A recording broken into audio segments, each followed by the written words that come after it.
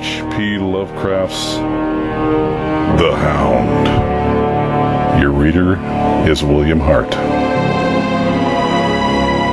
In my tortured ears there sounds unceasingly a nightmare worrying and flapping, and a faint, distant baying as of some gigantic hound. It is not dream.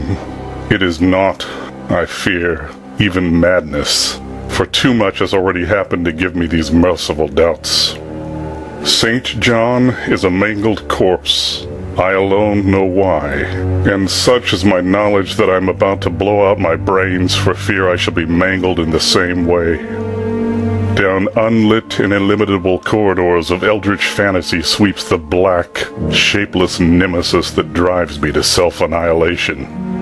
May heaven forgive the folly and morbidity which led us both to so monstrous a fate.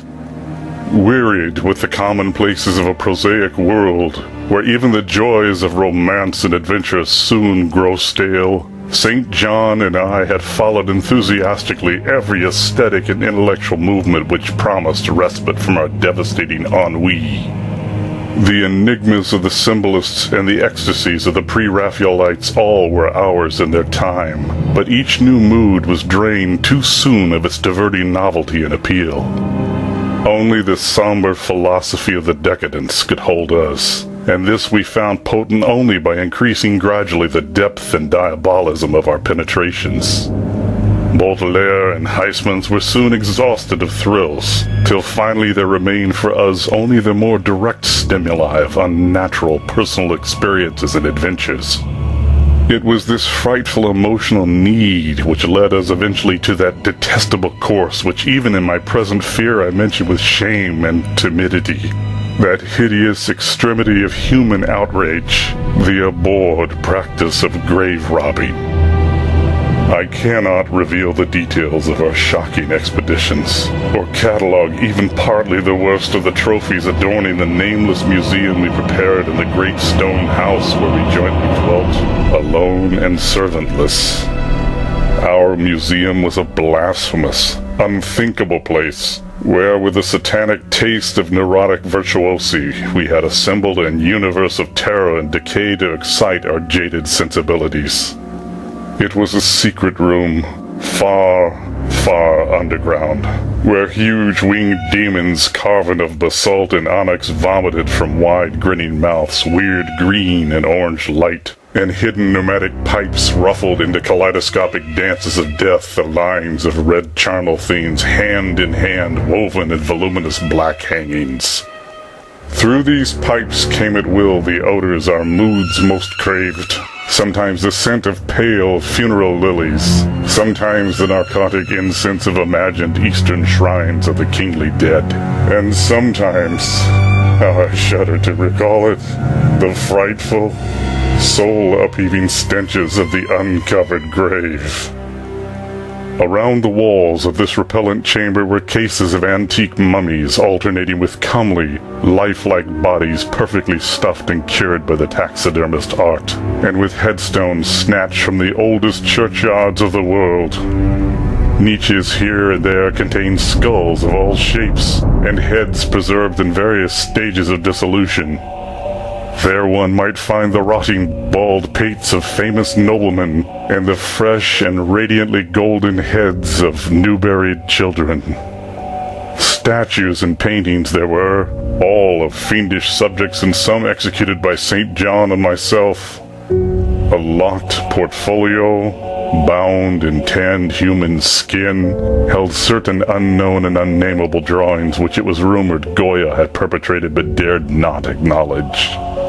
There were nauseous musical instruments, stringed, brass, and woodwind, on which St. John and I sometimes produced dissonances of exquisite morbidity and cacodemoniacal ghastliness, whilst in a multitude of inlaid ebony cabinets reposed the most incredible and unimaginable variety of tomb loot ever assembled by human madness and perversity. It is of this loot in particular that I must not speak. Thank God I had the courage to destroy it long before I thought of destroying myself. The predatory excursions on which we collected our unmentionable treasures were always artistically memorable events. We were no vulgar ghouls, but worked only under certain conditions of mood, landscape, environment, weather, season, and moonlight.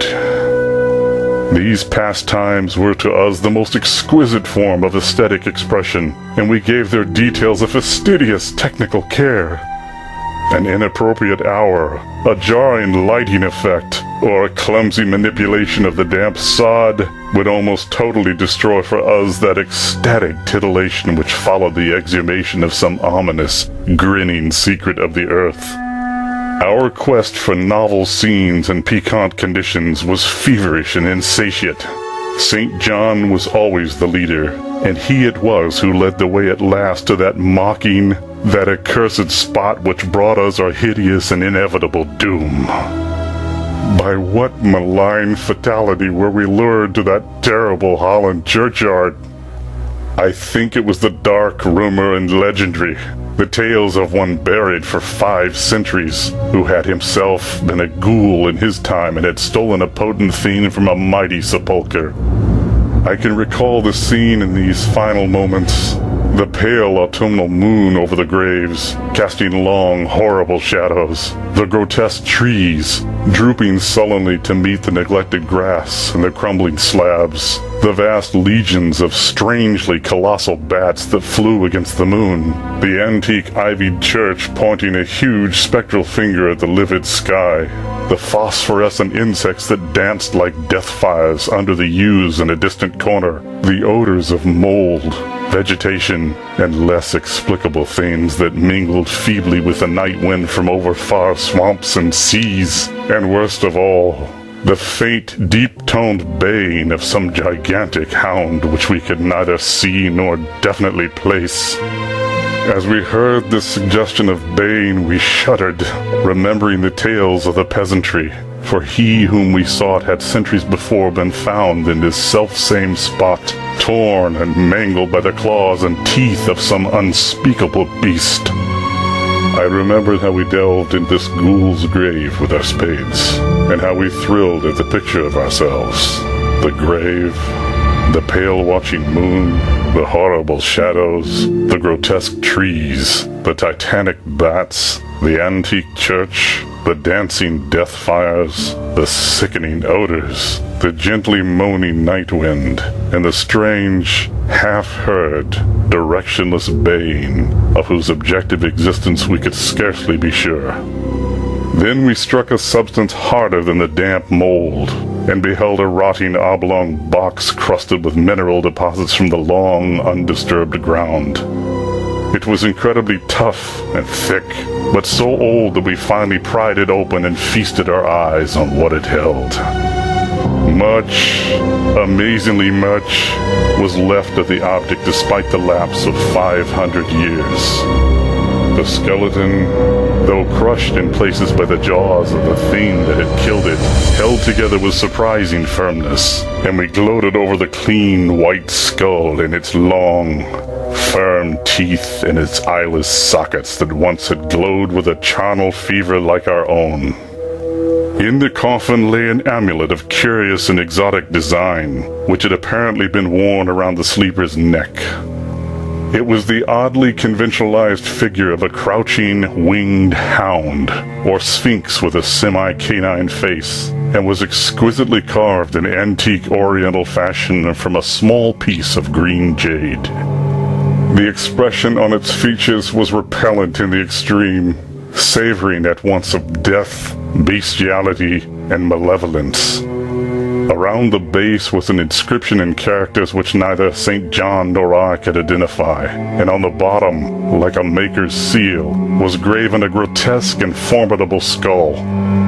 Immediately upon beholding this amulet, we knew that we must possess it, that this treasure alone was our logical pelf from the centuried grave.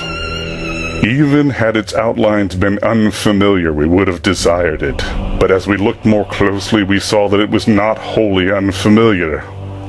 Alien it indeed was to all art and literature which sane and balanced readers know, but we recognized it as the theme hinted of in the forbidden Necronomicon of the mad Arab Abdul al-Hazred. the ghastly soul symbol of the corpse-eating cult of inaccessible Lang in Central Asia. All too well did we trace the sinister lineaments described by the old Arab demonologist. Lineaments, he wrote, drawn from some obscure supernatural manifestation of the souls of those who vexed and gnawed at the dead. Seizing the green jade object, we give a last glance at the bleached and cavern-eyed face of its owner and closed up the grave as we found it. As we hastened from that abhorrent spot, the stolen amulet in St. John's pocket, we thought we saw the bats descend in a body to the earth we had so lately rifled, as if seeking for some cursed and unholy nourishment. But the autumn moon shone weak and pale, and we could not be sure. So, too, as we sailed the next day away from Holland to our home, we thought we heard the faint, distant baying of some gigantic hound in the background. But the autumn wind moaned sad and wan, and we could not be sure. 2. Less than a week after our return to England, strange things began to happen. We lived as recluses, devoid of friends, alone, and without servants in a few rooms of an ancient manor house on a bleak and unfrequented moor, so that our doors were seldom disturbed by the knock of the visitor. Now, however, we were troubled by what seemed to be frequent fumblings in the night, not only around the doors but around the windows also, upper as well as lower.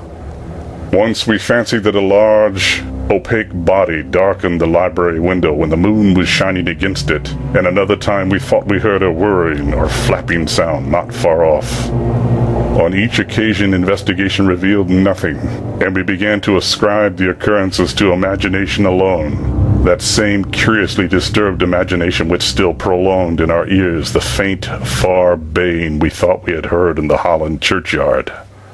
The jade amulet now reposed in a niche in our museum, and sometimes we burned strangely scented candles before it. We read much in Alhazred's Necronomicon about its properties, and about the relation of ghouls' souls to the objects it symbolized, and were disturbed by what we read. Then terror came. On the night of September 24,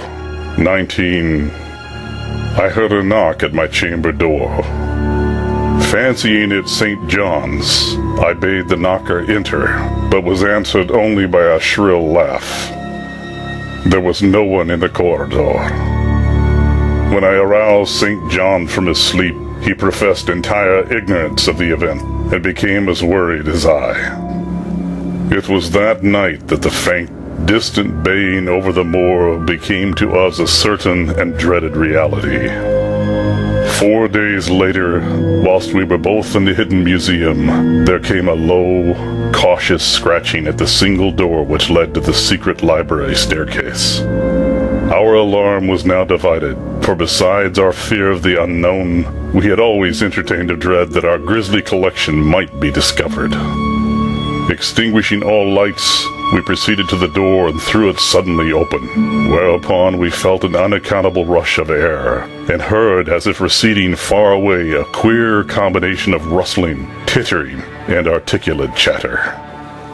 Whether we were mad, dreaming, or in our senses, we did not try to determine. We only realized, with the blackest of apprehensions, that the apparently disembodied chatter was beyond a doubt in the Dutch language. After that, we lived in growing horror and fascination. Mostly we held to the theory that we were jointly going mad from a life of unnatural excitements, but sometimes it pleased us more to dramatize ourselves as the victims of some creeping and appalling doom. Bizarre manifestations were now too frequent to count. Our lonely house was seemingly alive with the presence of some malign being whose nature we could not guess, and every night the demoniac baying rolled over the windswept moor, always louder and louder. On October 29, we found in the soft earth underneath the library window a series of footprints utterly impossible to describe. They were as baffling as the hordes of great bats which haunted the old manor house in unprecedented and increasing numbers. The horror reached a culmination on November 18, when St. John, walking home after dark from the distant railway station, was seized by some frightful carnivorous thing and torn to ribbons. His screams had reached the house, and I had hastened to the terrible scene in time to hear a whir of wings and see a vague black cloudy thing silhouetted against the rising moon. My friend was dying when I spoke to him, and he could not answer coherently. All he could do was to whisper, "The amulet! That damn thing!" Then he collapsed, an inert mass of mangled flesh. I buried him the next midnight in one of our neglected gardens, and mumbled over his body one of the devilish rituals he had loved in life. And as I pronounced the last demoniac sentence, I heard afar on the moor the faint baying of some gigantic hound. The moon was up, but I dared not look at it. And when I saw on the dim-lit moor a wide nebulous shadow sweeping from mound to mound, I shut my eyes and threw myself face down upon the ground. When I arose trembling, I know not how much later, I staggered into the house and made shocking obeisances before the enshrined amulet of green jade. Being now afraid to live alone in the ancient house on the moor, I departed on the following day for London, taking with me the amulet after destroying by fire and burial the rest of the impious collection in the museum. But after 3 nights I heard the baying again, and before a week was over felt strange eyes upon me whenever it was dark. One evening as I strolled on Victoria Embankment for some needed air, I saw a black shape obscure one of the reflections of the lamps in the water. A wind stronger than the night wind rushed by, and I knew that what had befallen St. John must soon befall me. The next day I carefully wrapped the green jade amulet and sailed for Holland. What mercy I might gain by returning the thing to its silent, sleeping owner I knew not, but I felt that I must at least try any step conceivably logical. What the hound was, and why it pursued me, were questions still vague, but I had first heard the baying in that ancient churchyard, and every subsequent event, including St. John's dying whisper, had served to connect the curse with the stealing of the amulet.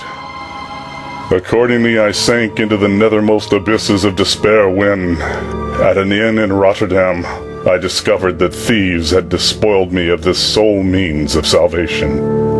The baying was loud that evening, and in the morning I read of a nameless deed in the vilest quarter of the city. The rabble were in terror, for upon an evil tenement had fallen a red death beyond the foulest previous crime of the neighborhood. In a squalid thieves' den, an entire family had been torn to shreds by an unknown thing which left no trace, and those around had heard all night above the usual clamor of drunken voices a faint, deep, insistent note as of a gigantic hound. So at last I stood again in that unwholesome churchyard where a pale winter moon cast hideous shadows, and leafless trees drooped sullenly to meet the withered, frosty grass and cracking slabs, and the ivied church pointed a jeering finger at the unfriendly sky, and the night wind howled maniacally from over frozen swamps and frigid seas. The baying was very faint now, and it ceased altogether as I approached the ancient grave I had once violated, and frightened away an abnormally large horde of bats which had been hovering curiously around it. I know not why I went thither unless to pray, or gibber out insane pleas and apologies to the calm white thing that lay within. But, whatever my reason, I attacked the half-frozen sod with a desperation partly mine and partly that of a dominating will outside myself. Excavation was much easier than I expected, though at one point I encountered a queer interruption when a lean vulture darted down out of the cold sky and pecked frantically at the grave earth until I killed him with a blow of my spade. Finally, I reached the rotting oblong box and removed the damp nitrous cover. This is the last rational act I ever performed. For crouched within that centuried coffin, embraced by a close-packed nightmare retinue of huge, sinewy, sleeping bats, was the bony thing my friend and I had robbed. not clean and placid as we had seen it then, but covered with caked blood and shreds of alien flesh and hair, and leering sentiently at me with phosphorescent sockets and sharp and sanguine fangs yawning twistedly in mockery of my inevitable doom. And when it gave from those grinning jaws a deep, sardonic bay as of some gigantic hound, and I saw that it held in its gory, filthy claw the lost and fateful amulet of green jade, I merely screamed and ran away idiotically, my screams soon dissolving into peals of hysterical laughter. Madness rides the star wind, claws and teeth sharpened on centuries of corpses, dripping death astride a bacchanale of bats from night-black ruins of buried temples of Belial.